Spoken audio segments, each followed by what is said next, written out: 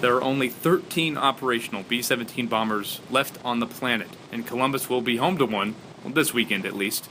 They made, just under 13,000 of these aircraft, and to think that, we can't even get one squadron together. If we got them all together in one spot, we couldn't even make a squadron. Now, this particular flying fortress never saw combat, but in 1989 received a complete restoration, turning this flying fortress into more of a flying museum, picking up an alter ego along the way, the Memphis Belle. It's actually flown all over the globe. It's been to Japan, it's been to Europe numerous times, and obviously it's been all over the United States. So pretty busy airframe its whole life. There were more than 12,000 flying fortresses built between 1935 and 1945, and more than a third of them were lost in combat.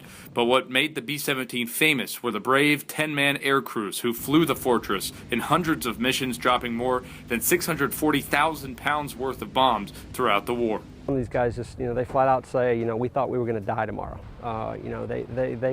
But they did their job. They did took care of they didn't want to let their other crew members on the airplane down.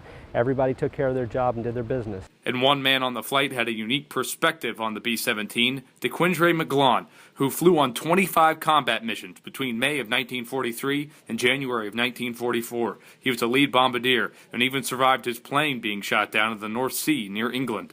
So you can imagine what my thoughts were about everything depended on that mission as to what I did with that bomb sight on that mission, because if I didn't hit the target, then I'd risk a lot of lives for nothing.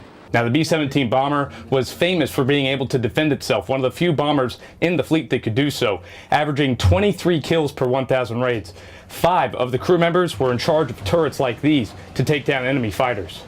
And now the Memphis Belle is here, keeping the story of the B-17 and the crews who flew her alive for the next generation. You can stand at Gettysburg and actually understand the landscape and see kind of how the battle played out. You can do the same thing at Omaha Beach.